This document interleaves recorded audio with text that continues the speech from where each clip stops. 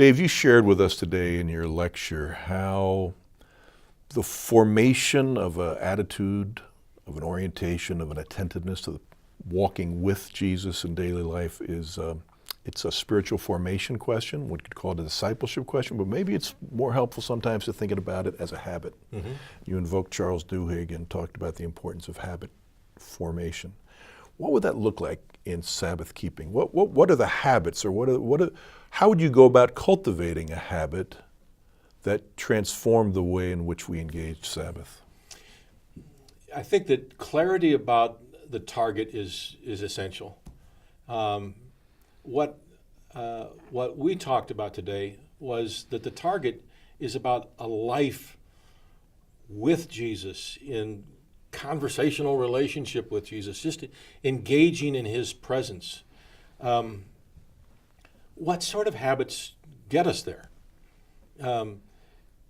I think that there's a lot of young people who engage with the Lord when somebody else directs them to, when it's facilitated in a youth group meeting or some other things, and they can do it and it's meaningful. Or they take them on a missions trip, and now you've got this great experience in that setting.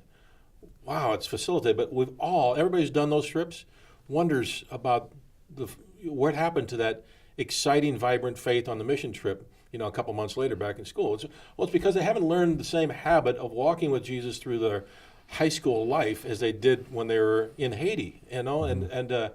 So I think there's something about this attentiveness that's probably that's a center of the target for habit. And so teaching kids how to notice Jesus in your life. Applying this to grit and deliberate practice means that there are going to be times in your life when you know it's easy to pay attention to Jesus, Sunday morning worship. And then there are other times when you are surprised that somebody asked that you should be trying to pay attention to Jesus, shooting free throws at the basketball game, trying to box out with all your might, all those kind of things. And so deliberate practice starts with noticing where it is that I don't ever pay attention to Jesus, and starts to reclaim some of that territory.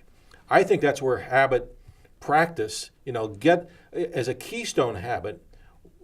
If I start to acquire the skill of noticing by reflecting and observing in a day that's set aside, maybe then I can start to leverage that into the rest of the week, where I start to practice paying attention, just like you did when you were but now pay attention when you're out and about, not when you're sitting in your room with the Bible open and music going on, or not with your friends, but all the time.